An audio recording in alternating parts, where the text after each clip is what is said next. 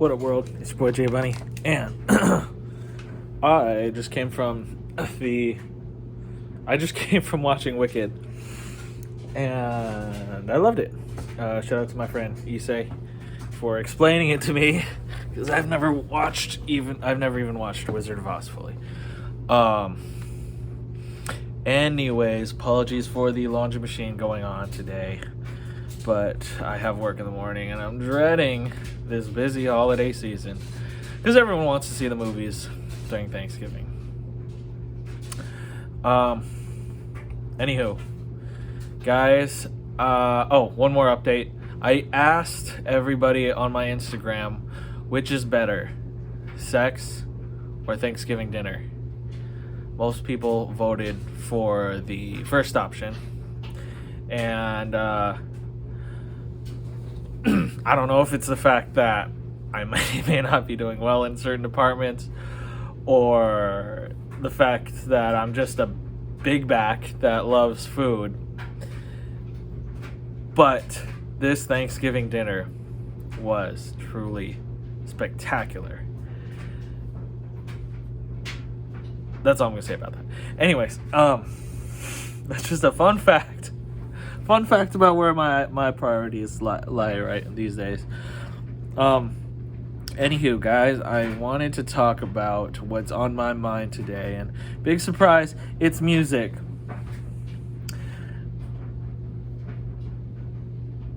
Okay, sorry. So, long story short, I'm gonna shout out my friend, fellow musician Mika. Okay, this guy, when we collaborate, we come up with some amazing stuff. And part of it is due to our musical chemistry. I think and this whole episode is going to be me trying to solve the riddle of like what is the secret that him and I have, with our sound. We made a bunch of songs in the past. All of them were excellent. Most of them are excellent. The ones that made it out. Songs that are coming up are Kiss and Dual Terror. Look out for those if you want to know the kind of synergy that I'm talking about. Mika brings this kind of hyper pop and well-roundedness to the production, and I bring the songwriting ideas. And I think what happens is a Finneas and Billie Eilish situation. If I could have any better, I can't come up with any better way to put this. It's Finneas and Billie Eilish in the studio. It's like family, like blood relation synergy mixed with amazing talent from both ends. I don't want to sound like a someone who's so braggadocious. Is more his side. I just want to give him a compliment that, he's amazing talent, and it really elevates. It's Goku and Vegeta fusion is what happens. It's a Gundam linking with another Gundam, and the other Gundam becomes the wings, is what happens. The wings, the sword, and the helm, and the shield. I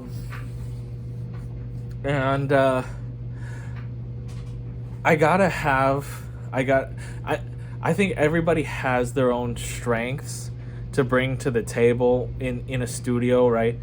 And I call the seat in front of the computer screen the driver's seat.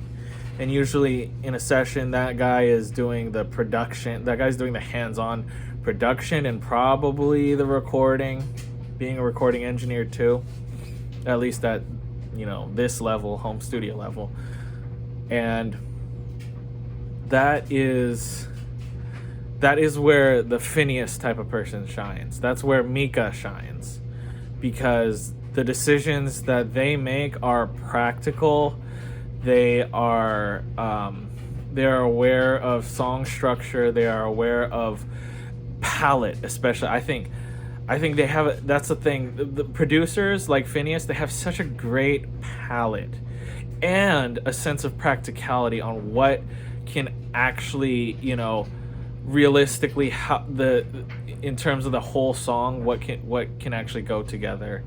And me as the artist, like a songwriter, I feel as though I can shine in that role because I don't think as realistically. I think way more personally and way more unrealistically, like out of pocket ideas and wild ideas that I need to bounce off of the producer in order to, filter out the good ones and the bad ones. Otherwise, because otherwise, if I'm alone in the studio or on a song, then I have to filter myself. So it's like I have a wild idea, bounce it off myself, and it doesn't work as well. So I was talking about this with Issa, and it's the difference between focusing on one instrument and getting to do that really well within the song, and focusing on every instrument in the song. If you're trying to do both at the same time, it's harder, and that's why I think there are like crazy people. I mean, there are specialists who do the beat / produce. There are specialists who are more the artists. There are specialists who do both or everything, like Kanye. Think Kanye, guys, if you really want to think of like someone who's an avatar, can do every aspect. But for me, the trend that I'm noticing is that one of the secret spices in me and Mika's collabs are the chemistry, the Finneas Billie Eilish chemistry is pretty much that. I mean, it is pretty much that. I'm gonna say that right now, because think about it, guys. Like Billie Eilish, she knows her voice better than anyone. She knows what it can do, where the pockets are, how to give a good performance. So she's aware of what melody paths that she can take that sound best for her voice, as well as pretty much, the most aware of what style she wants to go for to represent herself, right? If she's the songwriter, it's just natural if you're the songwriter, mainly what you want this song to go for, at least lyrically and stuff. And you can have these big ideas. You can afford to do that because you have Finneas there, being the producer, arranging everything, taking your big idea and saying, okay, well, we can do that. That would work only if it goes here and not here. We do have to have this section here open for this thing because the original idea was this.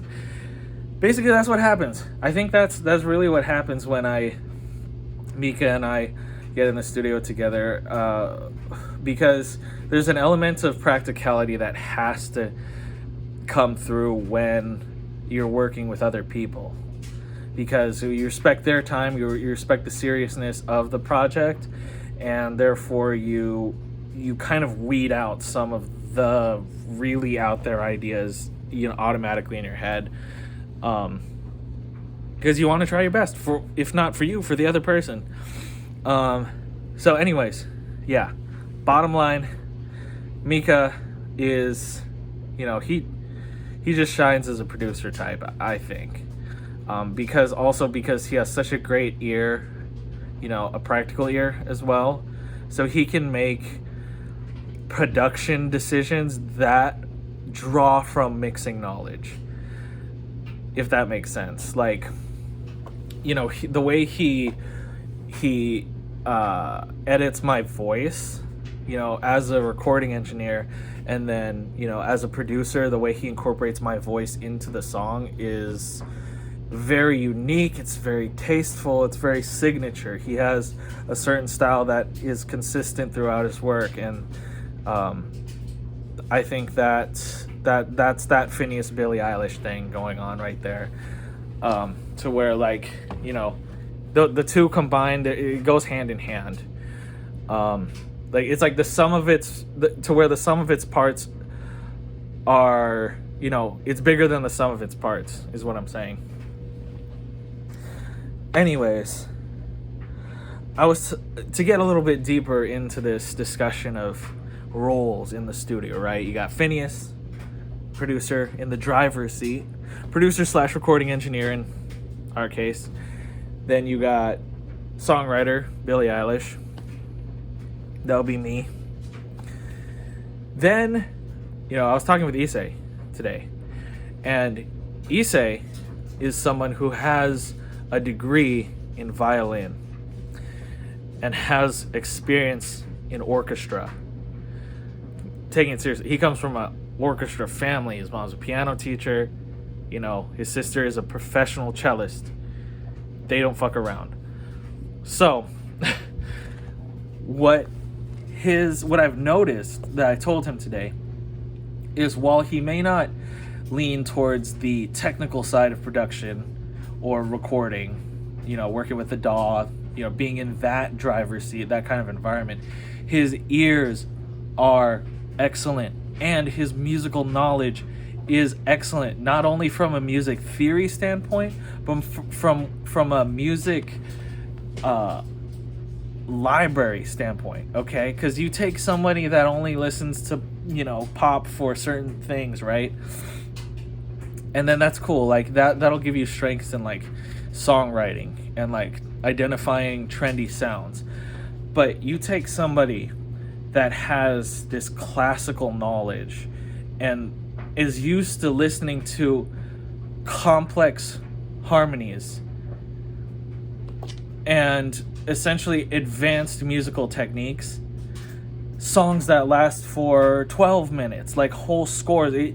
You get into that world of classical music and music theory where it becomes second nature, especially when when you're majoring in it, like majoring violin major. That just understanding that alone, what that entails, the experience that entails, and the knowledge that you have to have. The point is, I was thinking, okay, so if Mickey's in the driver's seat and I'm in the booth, like I'm behind the mic, what could Issei be doing with his musical knowledge and his ear? He could be in the back seat, not the driver's seat, but the back seat. And what the back seat is instead of just sitting there on his phone, you can be on your phone as long as your ears are tuned in, but instead of trying to focus on the short game, focusing on the long game, the big picture of where the song is going while it's being tracked. That might be a slept on role, guys, because there's Billie Eilish, there's Finneas, but honestly, there's so, and this came up because I was listening to Dual Terror, which is a song that Mika and I did with Issei in the car, and I was literally like thinking, like, it's a great song, and Mika, you've done so much for the song. There are actually certain pockets where there could have been strategical removals of certain things. And this is kind of only this kind of like afterthought kind of stuff could be addressed by that third person, by the backseat driver, or the rear seat, or whatever I said. Because you say, let's say, you know, you were in the studio, instead of, and this is not you, this is person who has the same abilities as Issei. Instead of playing video games or spacing out or whatever, whoever is not driving or actively songwriting could totally take the role of general, like, overseer of the project. Like, you know, nowadays, you know, there's the producer of the song / recording engineer who's so focused on tracking instruments, tracking vocals, communicating with the you know, the songwriter to get those ideas fleshed out, that, you know, it is intensely hard to have that literal step back of, like, okay, you know, there's all these ideas going on, there's all these techniques going on, but in the grand scheme of the song, you know, where's that third perspective? What can we actually take out? And I feel as though that third perspective somewhat tends to come either way after the fact, where it's like very inconvenient. You have to go rehash this, open up the song again, you know, or it comes from the fans, or actually it comes from the label rejecting the song for, or you know, whatever A&R person or whatever just saying, like, oh, could you change this and this? And the musicians hate that because it means we gotta reopen the session, we gotta book more time, we gotta, you know, do this, this, and this, and question ourselves if that move will even work. But if you're in the studio and you can address those things, you know, catch those moments, that those pockets that are in the song, but the main producer, you know, the driver just can't catch because they're doing too much. If you can use your long view, your general view of what's going on, and carve out those moments, that could be a huge thing that takes, you know, me on my own, good. Me with Mika / you know, a producer, great. Me with a talented producer, and that, you know, that general producer, like me with the recording engineer, producer 1, and then the general producer, that's next level. That could be like, forget about it. So yeah, that's just my thoughts. That's what kind of been going on in my mind, of, like, you know, Mika asked me this question, and it's just been on my mind of, like, what do I think, where do I think the magic comes from? Where do I think the difference is between my personal projects and then what happens when him and I get in the studio? And I think it's at the end of the day, it's Finneas, Billie, Eilish. That's what it is. And my whole thing and reasoning why I'm doing this music on my mind is, like, why stop there? Why stop there? Like, we can have that, and then if another person is present, and I'm just thinking, especially with Issei's strengths, his understanding of complex harmonies, and, you know, timing wise, you know, here's the thing. He was talking about music to me earlier, and he's really good at drawing connections between songs, right? He mentioned something about, like, syncopated rhythm with the cadence of, like, a certain lyric. That shit is, like, so important, because if I'm doing all I can, you know, and it's still not impressing him, as a third person, he could, you know, Mika's already doing what he can to, like, to employ the idea that I have. But a lot of the times my idea is so grand that it comes out a little bit boring, a little bit unrefined. And if you could put that sparkle on it, that makes it extra catchy, extra unique, extra in the pocket. That's the shit. That's the shit. That's, you know, got the concept, producer made it work, then you got the third person to make sure it sparkles from all angles, and, you know, that would be the shit. Anyways, I'm Jay Bunny. This is Music on My Mind, and hey, I want to plan a you know, collaborative Music on My Mind with Issa and get and dive into this subject and what he thinks. I think that would be really cool. Hopefully that would be the next one coming up, but you never know, because I always have music on my mind. Anyways, guys, peace.